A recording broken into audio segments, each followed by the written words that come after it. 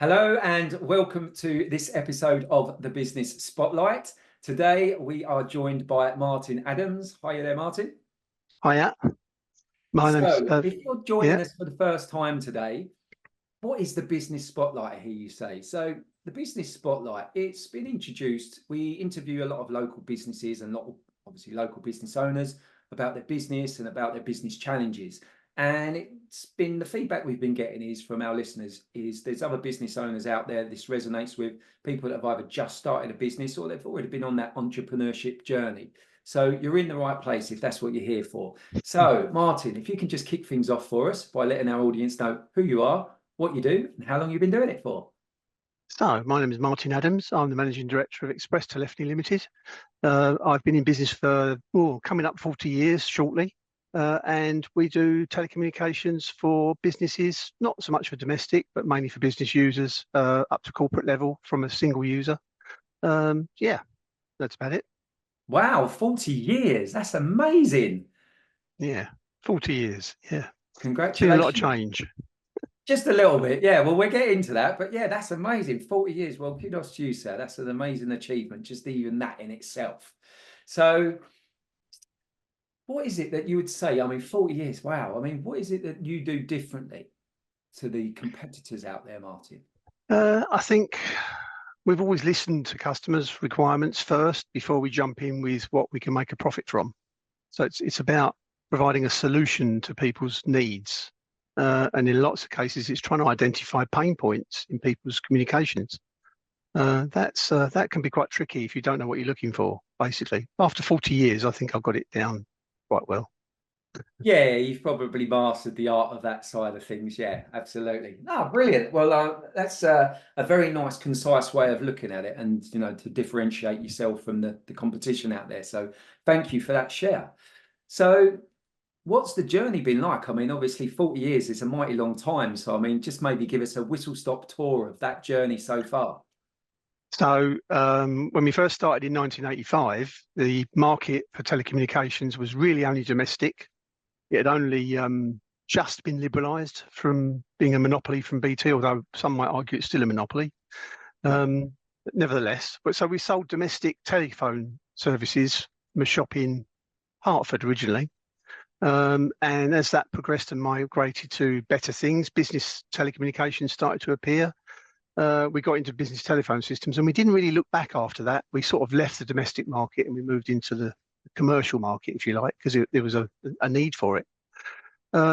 As time progresses, this industry turns on its head every 3 years technologically, basically. So you just get used to a product that you're selling, and then it changes completely. So you have to keep up with the marketplace. You have to keep up with what's good for customers, what's working for them, and identifying a need for those things as well is quite tricky. We got into IT at a much later date, mainly because the two started to merge. You went from just telecommunication services to IT services. So we were sort of always engineering that change over time. And in the old days, they called it convergence. They didn't call it managed IT, called it convergence of the two markets. Yeah. We come to where we are today, and you've got integration with Teams with your PBX system now, basically, and you've got VoIP services, which are software as a service in the cloud. So it's come a long, long way. Yeah. That's a brief tour of where we're up to, basically. In amongst all of that is, I don't know, I must have learned to supply and install about 40 different phone systems over that time, basically. Wow. So there's a lot I've forgotten.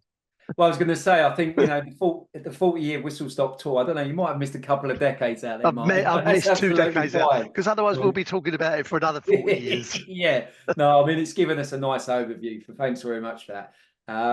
So what's the future hold? I mean, you mentioned that the industry turns on its head every 3 years. So, I mean, none of us has got a crystal ball, but what does maybe the next 12 months or a couple of years hold for you guys?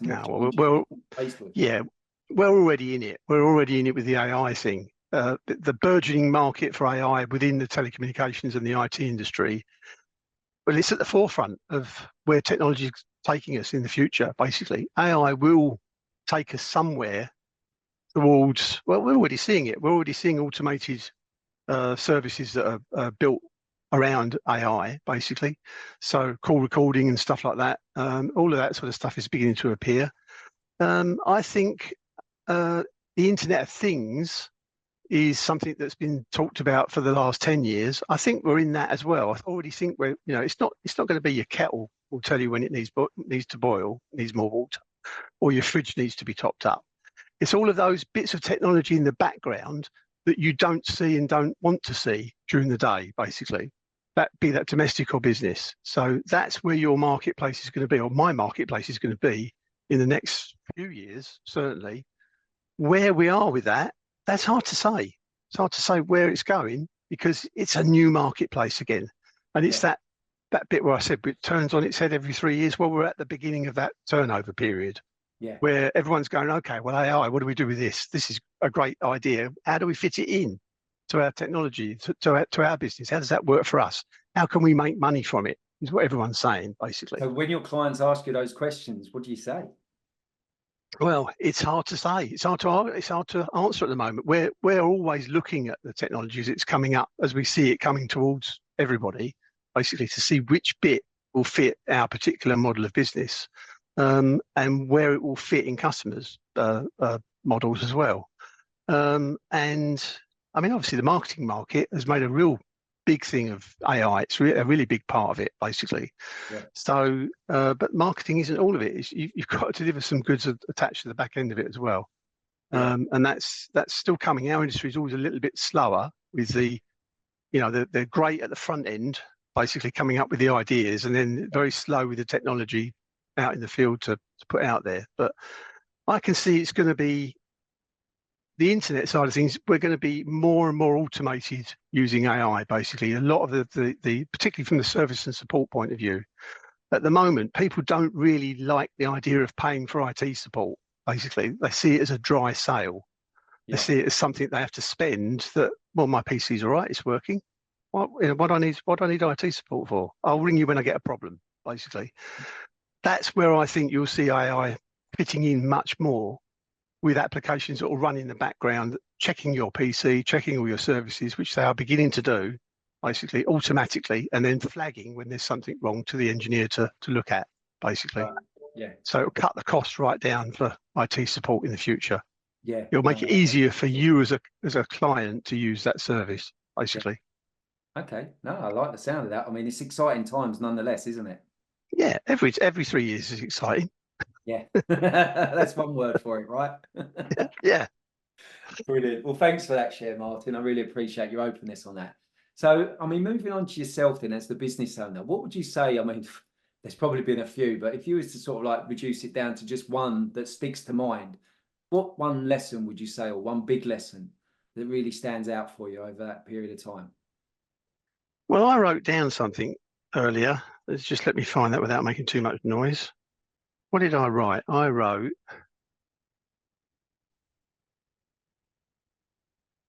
trust your own ideas and decision-making processes, basically. Don't listen to too many other people telling you negative comments. So over the years, I've followed my gut instincts a lot in business, which has served me quite well. But when I haven't, that's when the errors creep into your business model. And if you fail to plan, you plan to fail, as they say, basically. So that's another really important point. I think when you're running a business, you've got to plan things. You can't just do it off a back of a fag packet, basically. Definitely not. Yeah, unfortunately, I've seen a few business plans on the back of a napkin or a fag box, as Yeah. But yeah, it definitely needs to be a little bit more elaborate than that. Yeah, definitely. And it's a challenge. Running a business is a challenge. And for those people that think they'll get rich quick, they generally don't. Basically, you generally find you've got to work all the hours to make it work. And if you're not doing that, then it'll probably fail anyway.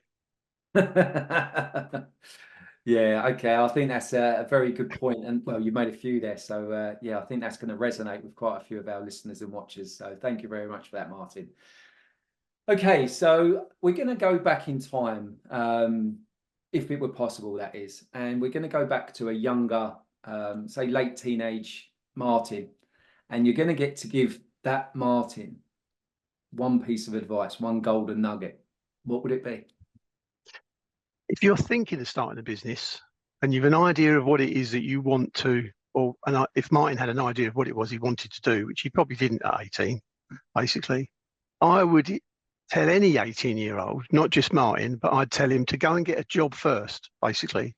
Go and work out how to work, basically, because there's quite an art to just getting up in the morning and going to work and listening to somebody else telling you what to do, basically. Once you've mastered that, then it's actually something you can take with you as a skill to your job as a managing director or an owner or an entrepreneur, enabling you to understand what your employees that you're going to employ need from you as an employer, basically, because you'll have been there and you'll have had that and you'll have done that already. So I'd have said that's the one thing I would be telling myself, basically, is to go back in time and start a business after I've spent some time doing somebody else's work for them, basically, Yeah, I think to that's understand how to work and how to look after people.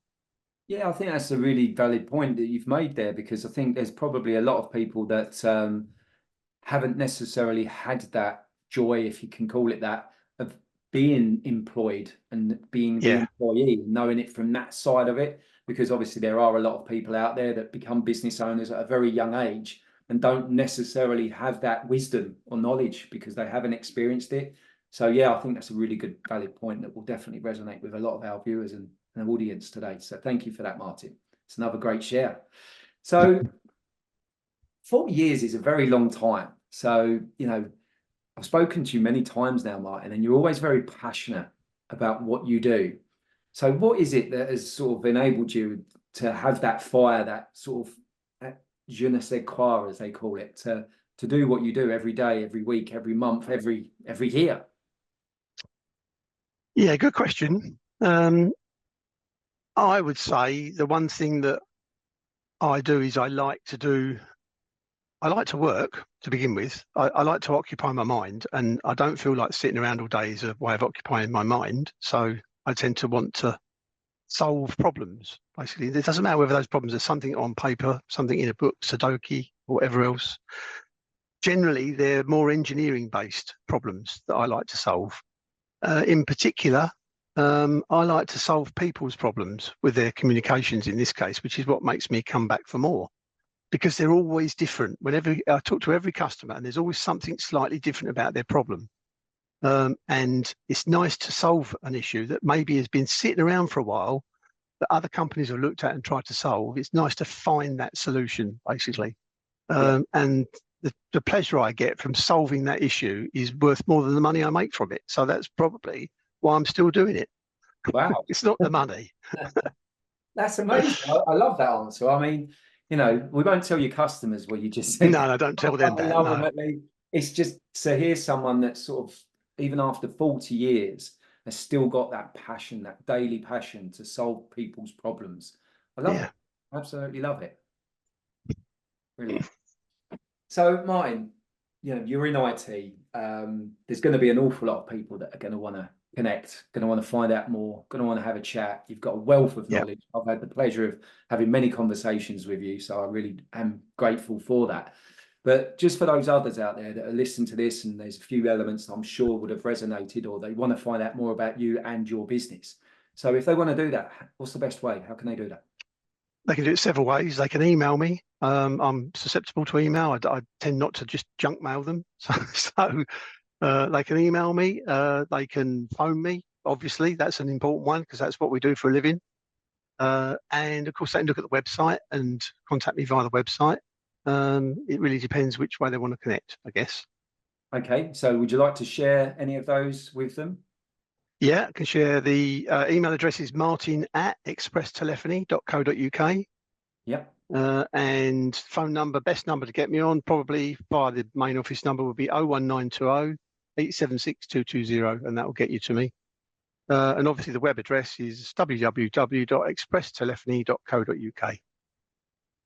Fantastic. Brilliant. So you've given at least a few ways for people to get in touch with you. Yeah, So, I'm sure that they will, Martin. I'm sure that they will. Well, as always, it's been an absolute pleasure chatting with you today. and to you, Mike. Thank you very much for joining us on the podcast.